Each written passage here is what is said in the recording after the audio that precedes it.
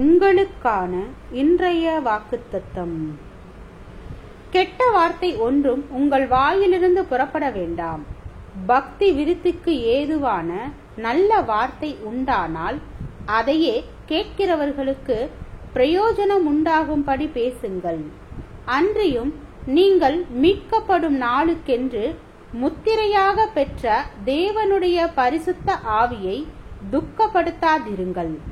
சகலவிதமான கசப்பும் கோபமும் மூர்க்கமும் கூக்குரலும் தூஷணமும் மற்ற எந்த துர்க்குணமும் உங்களை விட்டு நீங்க கடவது.